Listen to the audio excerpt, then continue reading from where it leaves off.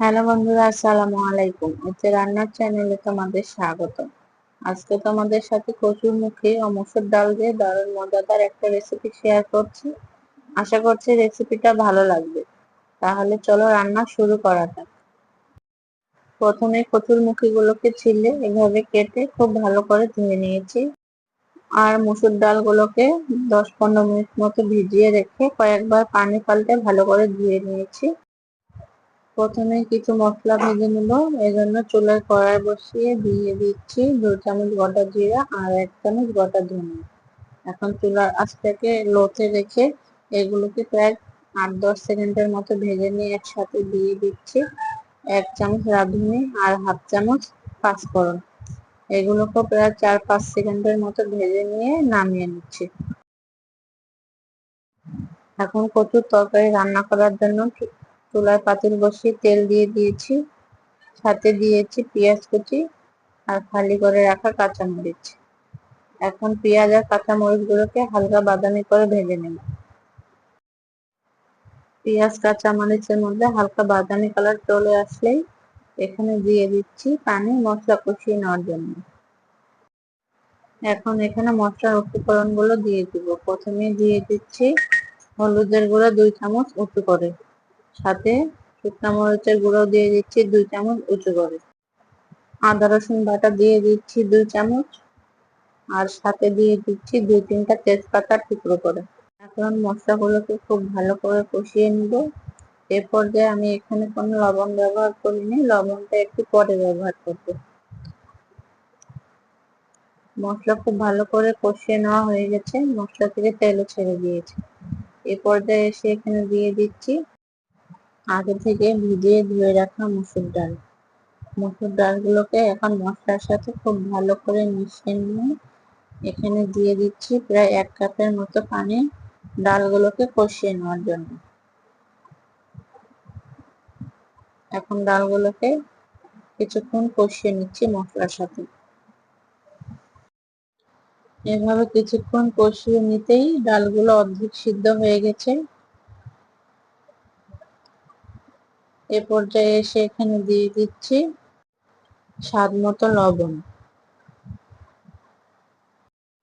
প্রথমে যে মশলাগুলোকে ভেজে নিয়েছিলাম সেগুলো খুব ভালো করে গুঁড়া করে নিয়েছি, সেখান থেকে অর্ধেকটা পরিমাণ দিয়ে দিচ্ছি। সাথে দিয়ে দিচ্ছি আগে থেকে ছিলে ধুয়ে রাখা কচু। এখন মশলা ডাল আর সাথে কচু খুব ভালো করে নেড়েচেড়ে মিশিয়ে নিচ্ছি।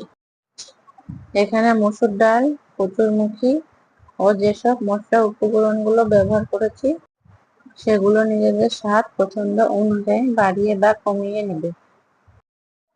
এই পর্যায়ে এসে এখানে পানি দিয়ে দিচ্ছি 1 কাপ।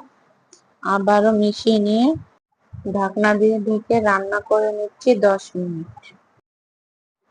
10 মিনিট পর ঢাকনাটাকে তুলে নিয়ে এখন এভাবে নেড়ে চেড়ে কিছুক্ষণ কষিয়ে নিচ্ছি। এই 10 মিনিটে ঢাকনা উঠিয়ে কচুগুলোকে 2-1 বার নেড়ে দিয়েছি, না হলে ডালগুলো নিচে লেগে যাওয়ার সম্ভাবনা থাকে। এভাবে কিছুক্ষণ কষিয়ে নিয়ে আবারও পানি দিয়ে দিচ্ছি 1 কাপ। আবারও নেড়ে চেড়ে ঢাকনা দিয়ে ঢেকে দিচ্ছি 10 মিনিট। কিছুক্ষণ পর ঢাকনাটাকে তুলে নিচ্ছি। এভাবে অল্প করে পানি দিয়ে ঢাকনা দিয়ে ঢেকে দিয়েছি। ঢাকনা উঠিয়ে কষিয়ে নিয়ে আবারও পানি দিয়ে ঢেকে দিয়েছি। এভাবে কচুর তরকারিটাকে রান্না করে নিয়েছি, আর কচুগুলো খুব ভালো করে সিদ্ধ হয়ে গেছে। আর কষাতে কষাতে খুব ঘন থকথকে একটা ভাব চলে এসছে। তরকারিটাকে আর একটু পাতলা করে নেব, সেজন্য এখানে দিয়ে দিচ্ছি পরিমাণ মতো গরম পানি। ভালো করে নেড়ে চেড়ে নিয়ে ঢাকনা দিয়ে ঢেকে দিচ্ছি তরকারিতে একটা বলক আসা পর্যন্ত।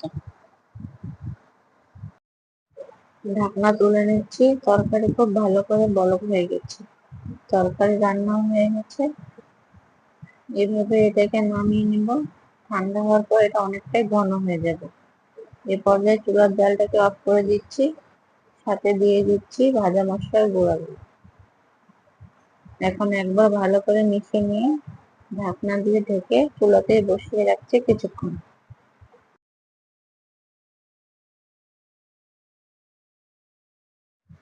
তৈরি হয়ে গেল মসুর ডাল কচুর মুখি দিয়ে দারুণ মজার একটা রেসিপি।